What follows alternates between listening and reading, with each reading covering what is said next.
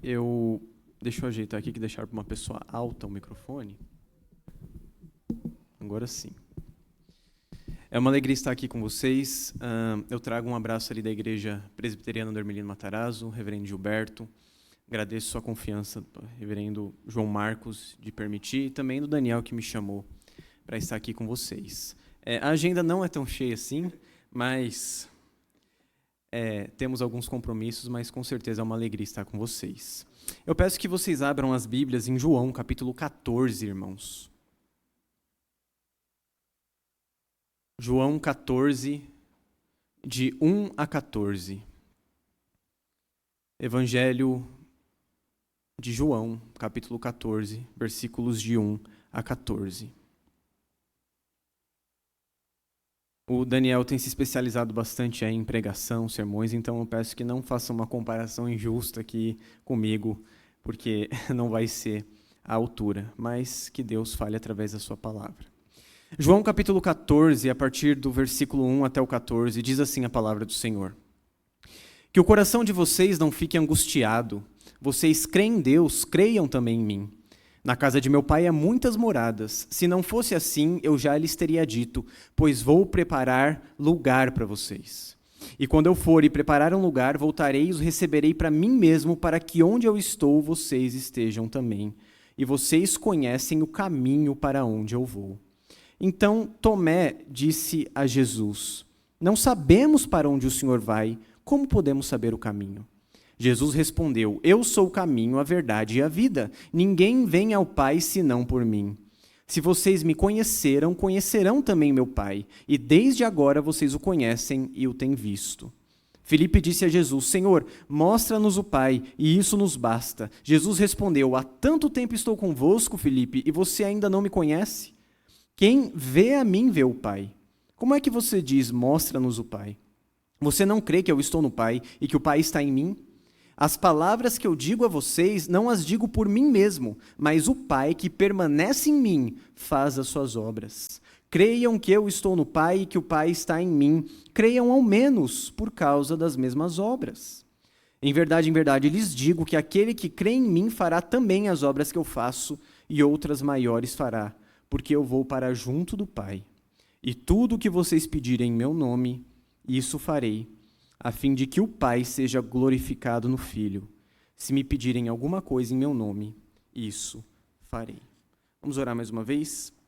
Senhor, louvamos teu nome, porque tu és um Deus bom, poderoso, e porque, através do teu Filho Jesus, temos vida contigo, e o Senhor habita em nós. Fala conosco agora através da tua palavra, ilumina-nos para que compreendamos as maravilhas da tua lei. Pedimos o nome de Jesus. Amém. Existe uma música que eu gosto muito, que originalmente é de um cantor chamado Cat Stevens, mas tem uma versão melhor do Johnny Cash, que se chama Father and Son, Pai e Filho.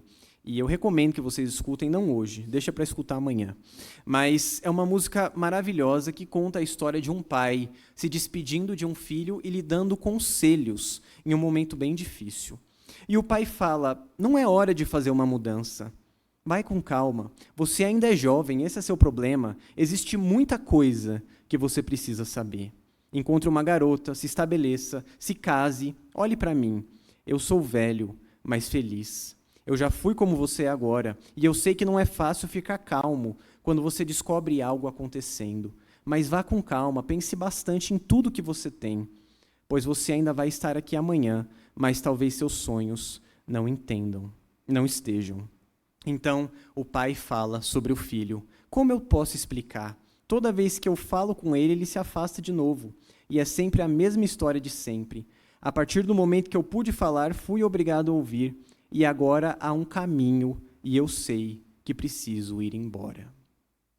Essa despedida de um pai para com seu filho é algo que nós percebemos nessa passagem. Não da mesma forma, não com um pai pecador como o pai da música, mas Jesus se despede nessa passagem dos seus discípulos. E ele consola os seus discípulos, prometendo a eles que eles estariam com ele para sempre. E essa promessa é um motivo de consolo.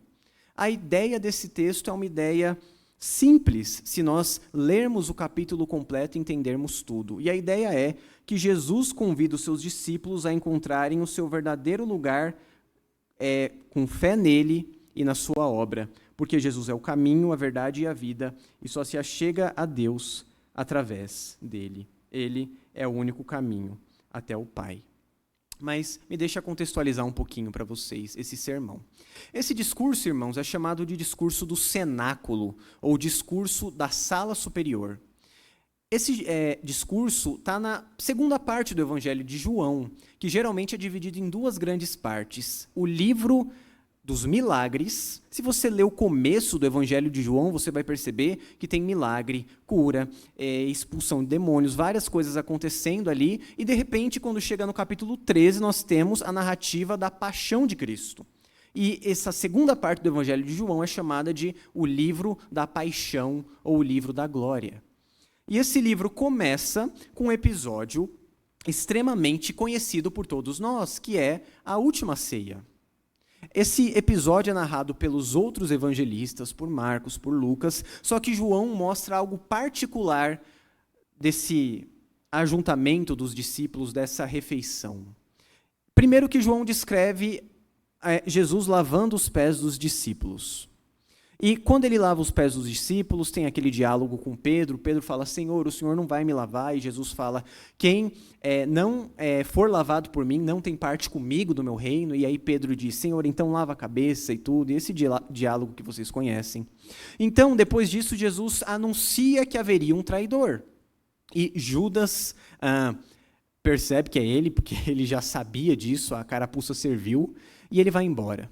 E assim que Judas vai embora, Jesus inicia um dos maiores discursos dele na Bíblia, que se chama o discurso do cenáculo. Jesus pediu para que os discípulos fossem até a cidade e alugassem um lugar para celebrar a Páscoa. E esse é o cenáculo. E é possível que esse tenha sido o mesmo cenáculo que lá em Atos dos Apóstolos seja o lugar onde os discípulos receberam o Espírito Santo. É possível, não é certeza, mas talvez tenha sido ali. E nesse lugar, Jesus começa falando em João, capítulo 13, versículo 31, que o Filho do Homem havia sido glorificado. Era a hora de ser glorificado. Jesus assume então um tom de despedida e fala que iria para outro lugar, para onde os discípulos não poderiam ir. E quando Jesus fala isso, é extremamente decepcionante para os discípulos. Imagine só que você passou 3 anos da sua vida se dedicando a seguir uma pessoa que você crê que é o Filho de Deus, é o Messias, e de repente, em uma hora extremamente importante e crucial, ele fala, eu vou embora e vocês não poderão ir para o lugar que eu vou. Isso mexe com os discípulos. Então, Jesus responde algo que Pedro pergunta. Porque Pedro pergunta, Senhor, para onde o Senhor vai? Eu vou seguir o Senhor até a morte. E Jesus fala, você não vai. Na verdade, você vai me negar.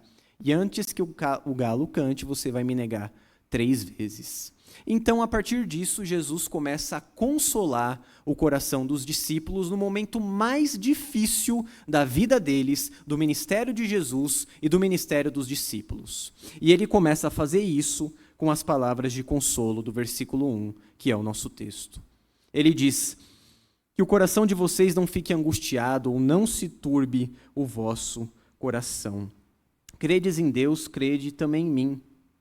Uma coisa que eu quero falar para vocês, em primeiro lugar, é que, dependendo da sua tradução, vai estar escrito, vocês creem em Deus e vocês creem também em mim, mas a melhor tradução aqui é creiam em Deus, creiam também em mim. É um imperativo isso aqui, irmãos, porque Jesus está ordenando, vocês precisam crer em Deus e em mim.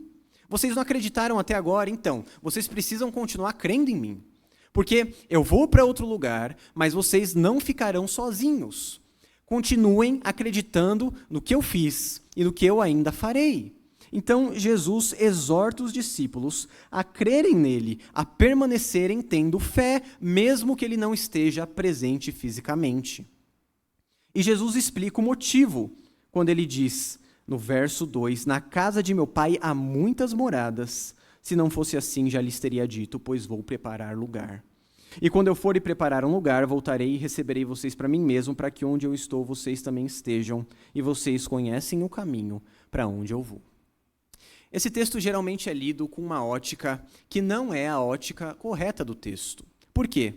Porque nós temos a impressão, irmãos, que Jesus fala, na casa de meu pai há muitas moradas, e eu vou preparar um lugar, e dá a impressão que Jesus vai para o céu, então ele coloca o capacete de construtor civil e começa a construir casas no céu. Né?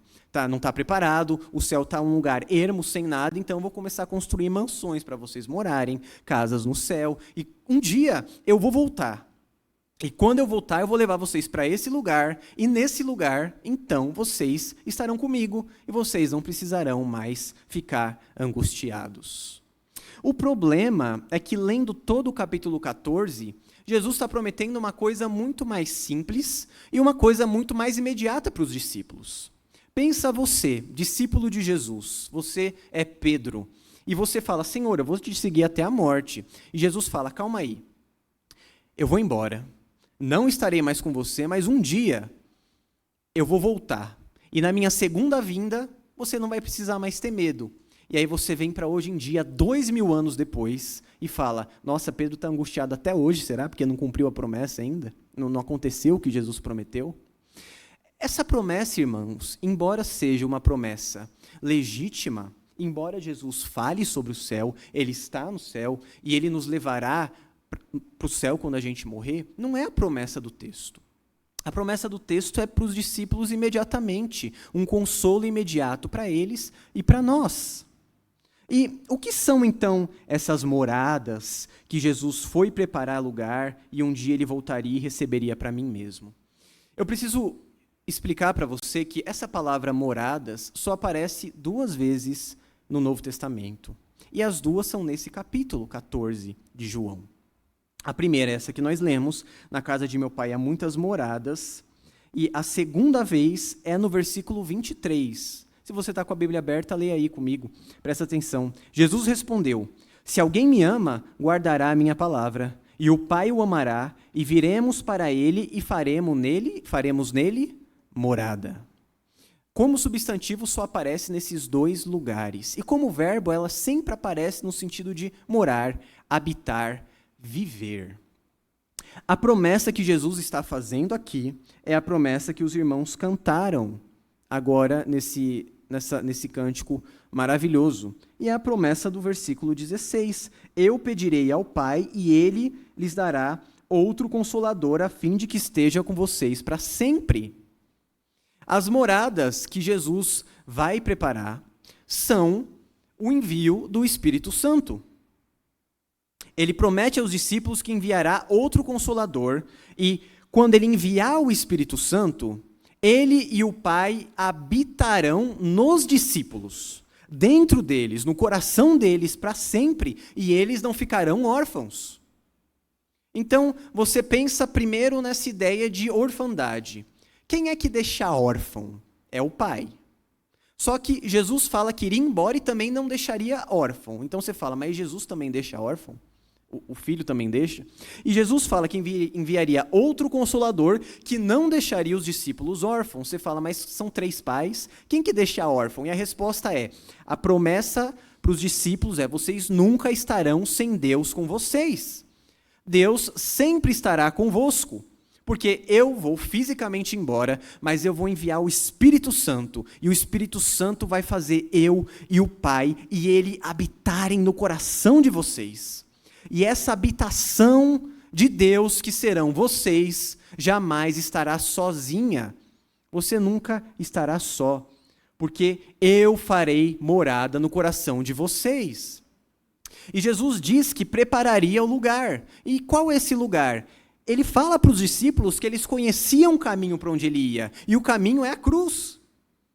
Ele mostra isso. O que Jesus começou a falar? É chegada a hora, o Filho do Homem será entregue nas mãos de salteadores, ele vai morrer, ele vai padecer, importa que o Filho do Homem morra, assim como Jonas passou 3 dias no ventre da baleia, o Filho do Homem vai passar 3 dias no interior da terra, Jesus vai para a cruz, e a cruz é o lugar, o corpo dele. O corpo de Cristo é o lugar que ele nos prepara, porque nós somos o corpo dele. Então, a promessa é: calma, eu vou embora fisicamente, eu vou até a cruz, eu vou morrer, e vocês não ficarão sozinhos. Na verdade, eu preciso fazer isso, porque fazendo isso, eu vou enviar o Espírito Santo, e o Espírito Santo vai encher o coração de vocês, e vocês nunca estarão sozinhos. Eu não preciso estar fisicamente no meio de vocês, porque eu estarei espiritualmente. E não é só Jesus prometendo, irmãos, que Ele estará conosco, mas que nós estaremos onde Ele está. E a boa notícia é que isso está acontecendo exatamente agora. Sabe por quê? Porque o escritor aos Hebreus diz que Jesus preparou um vivo e novo caminho para nós, em direção e rumo ao Santo dos Santos. E ele também diz que o que havia no Antigo Testamento, a casa de Deus do Antigo Testamento, as moradas do Pai, como o tabernáculo e o templo, tinha um compartimento separado no qual apenas o sumo sacerdote entrava uma vez por ano para oferecer sacrifício. Esse lugar, essa habitação, essa morada, nunca foi frequentada por uma pessoa que não fosse o sumo sacerdote. Uma vez por ano ele entrava, com uma corda amarrada no corpo, para que se ele tivesse em pecado, cai duro ali mesmo, morre, só puxa um cadáver. E ali havia o encontro, o sangue era aspergido na arca da aliança, o culto prestado, e esse era o Santo dos Santos. Mas Jesus, tendo o corpo moído na cruz, rasgou o véu do templo e nós entramos no Santo dos Santos e moramos com Deus. Agora, no culto, nesse momento, os céus estão abertos, os anjos de Deus estão louvando e nós com eles estamos adorando face a face o Senhor através de Cristo. E essa habitação de Deus é um lugar em que nós estamos, porque Jesus preparou o caminho para nós. Nós moramos com o Senhor quando nós o adoramos em corpo, na igreja. Cristo está presente, irmãos, aqui. Deus está presente. Deus habita o nosso coração. É isso que Ele promete. É mais do que simplesmente preparar um lugar em que nós iremos um dia. Nós experimentamos esse lugar hoje. No culto, nós recebemos a presença santa de Deus, que habita no nosso coração e nos faz um com Ele, porque nós estamos unidos a Cristo. Uma união mística, inviolável, inquebrável, que nunca acaba. Cristo está unido a nós e nós a Ele. Ele prometeu isso para os discípulos e disse: não fiquem angustiados, vocês estarão unidos comigo quando eu morrer na cruz. E o Espírito Santo vai fazer isso acontecer.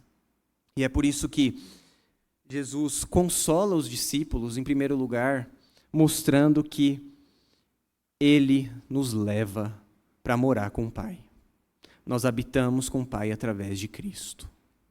Mas então, Tomé pergunta uma pergunta que talvez nós fizéssemos. Não sabemos o caminho para onde o Senhor vai. Como não sabemos o lugar para onde o Senhor vai? Como podemos saber o caminho? E é uma pergunta legítima, irmãos. É assim, a gente não sabe o destino. O Senhor vai morrer, vai para onde? Como que a gente vai te seguir se não sabe o seu destino? E Jesus responde: eu sou o caminho, a verdade e a vida. Ninguém vem ao Pai senão por mim. Se vocês me conheceram, conhecerão também meu Pai, e desde agora vocês o conhecem e o já têm visto. Sabe que é muito comum, irmãos, acontecer na nossa igreja, que é uma igreja reformada, tradicional, que parece que existe uma necessidade de haver manifestações sobrenaturais o tempo todo, e parece haver uma ânsia por conhecer o Pai como outras igrejas parece que conhecem. Parece que a gente quer experimentar coisas que a gente não tem visto, parece que a gente quer crescer nessas coisas e ter certas experiências místicas diferentes, porque o que a gente faz aqui nem sempre parece suficiente. E eu entendo o motivo disso acontecer. A nossa vida é difícil. Não é sempre que você tem certeza de onde você está indo, não é sempre que você sabe com certeza se a sua profissão está certa, se o seu casamento com problemas vai dar certo, se você tem sido um bom pai, se os problemas que você enfrenta na vida vão ter uma solução. Então você às vezes quer ouvir Deus falar na sua cabeça, ouvir a voz dele, experimentar coisas que você não experimentou. Só que o que Jesus ensina aqui é que ele é o caminho, a verdade e a vida, e ele já nos faz habitar com o Pai. E nós já temos tudo o que nós precisamos, porque nós estamos unidos a ele. E essa união com Cristo faz com que nós saibamos o que Deus quer de nós e o que nós devemos fazer para ele. Porque Jesus não só mora conosco, junto com o Pai, mas ele também é o caminho que leva até o Pai. Isso significa que quando nós quisermos ir até o Pai, irmãos, nós o fazemos através de Cristo, através da palavra. Porque a palavra é Cristo, o conteúdo dela é Cristo. Verdade, caminho, vida, são expressões usadas no Antigo Testamento para se referir à lei de Deus. A tua palavra é a verdade, a lei do Senhor é o caminho certo, mas existe o caminho errado. A palavra de Deus sempre é a verdade, a vida, o caminho, e Jesus é essa palavra.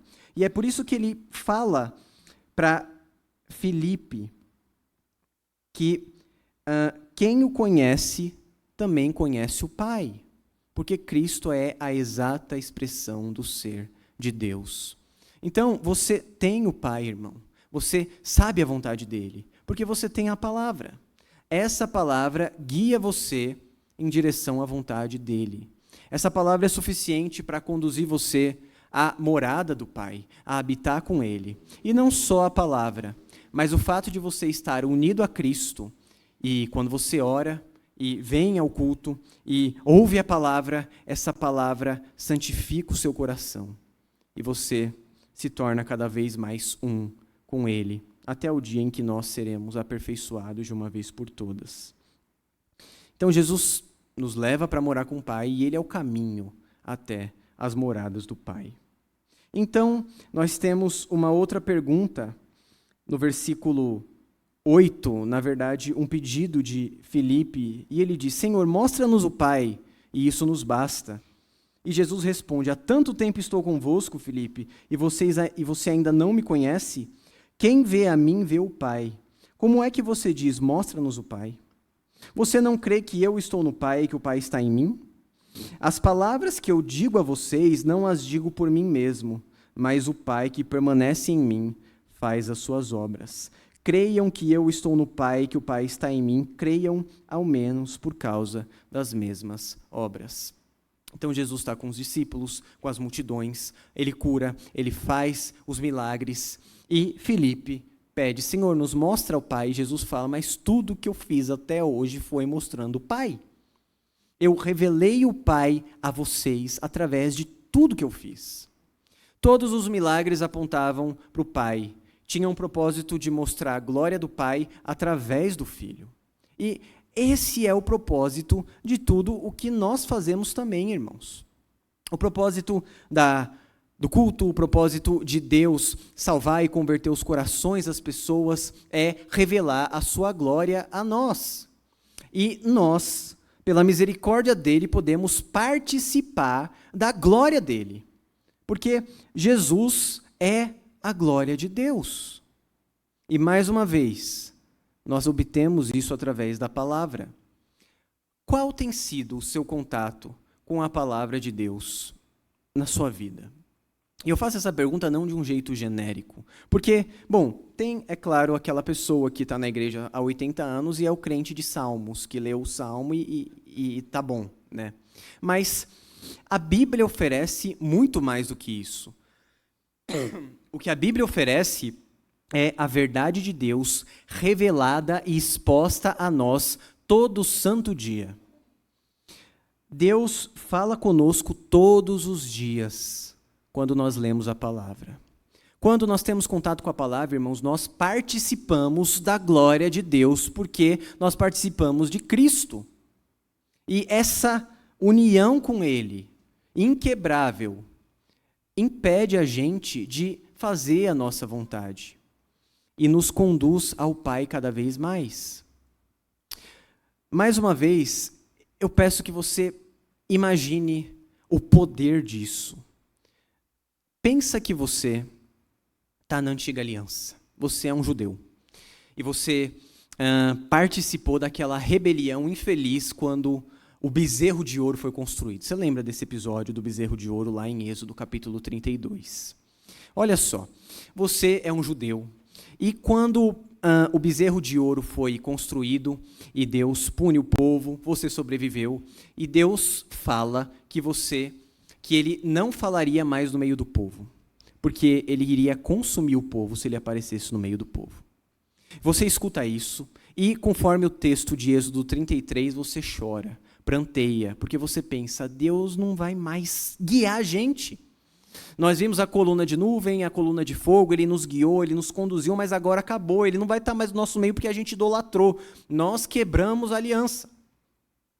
Só que aí passou um pouquinho de tempo e você vê Moisés saindo fora do arraial e construindo uma tenda fora do arraial.